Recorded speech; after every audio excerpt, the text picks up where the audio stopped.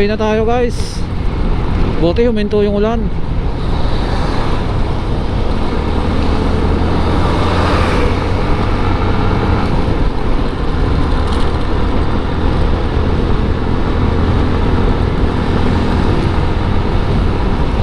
Yan lang, basang ano, kalsada. Lakas ng ulan kanina. Binasa nga ako ng konti. Pasagsagan kanina traffic dito eh. Dito ako nadali, wala masilungan. Naiipit ako eh.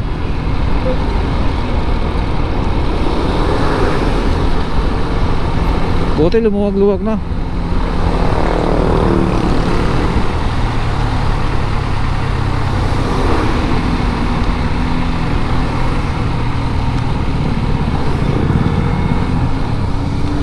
Yak, lubak.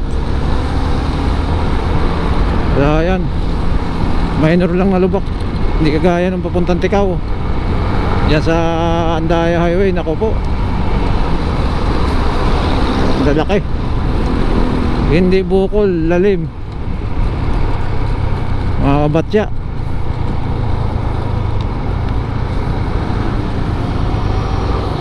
Pag wala namang ano naman, baldog naman, bukol-bukol. Buti nga nung pupunta kami Tikaw, walang aberya. Thank you Lord.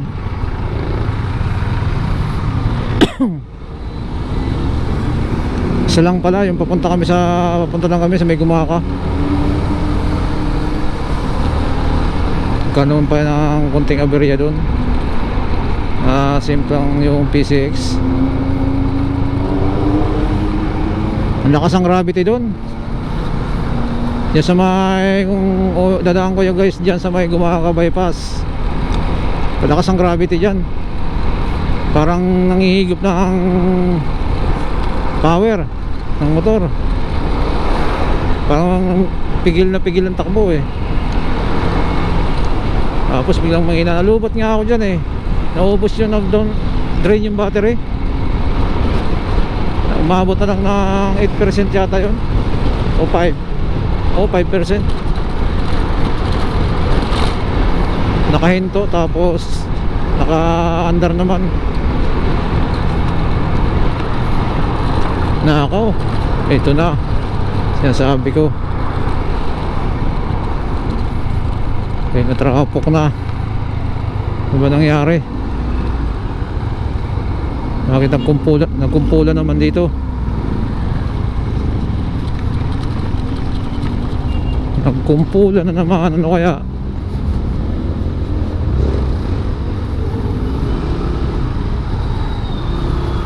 Natin.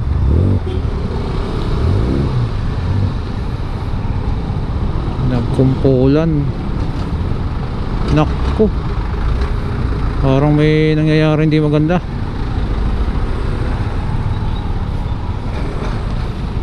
Ano kaya ito?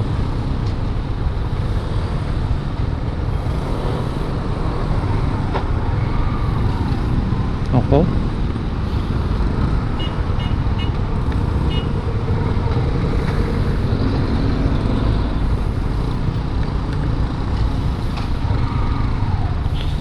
Nako, patay tayo dyan. Oh, shock.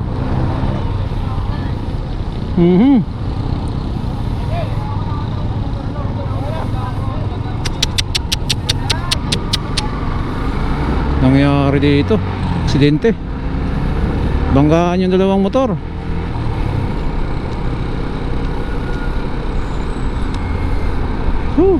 Nako po guys, ingat po tayo lagi.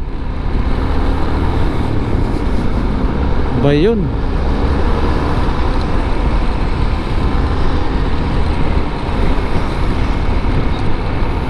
Sabi ko na eh, biglang sumikip eh. Ay, medyo madulas kasi basa eh. Nagbanggaan yata yung dalawa. Parang nakita ko yung NMAX saka yung isang motor na yun.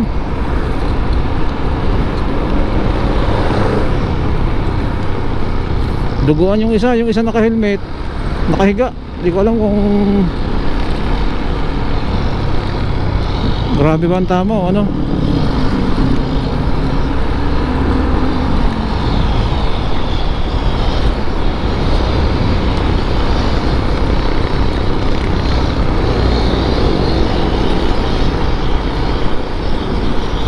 shock. Hindi na.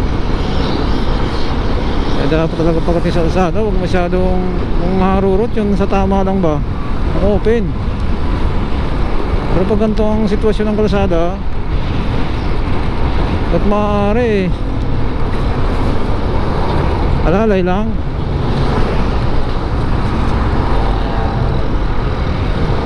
Mangyayari yung ganyang banggaan pag yung mga dyan, mga singit-singit tapos mabibilis, tapos biglang may mabulaga ka, mabilis din yung kasalubong.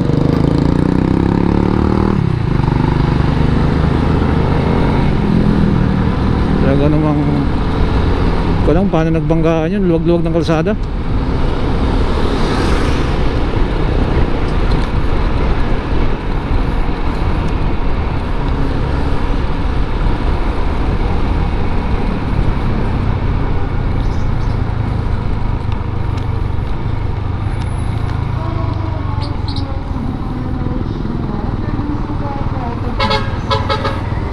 Traffic na dito sa Manggahan. Dito na po tayo. Okay guys, mamaya na lang.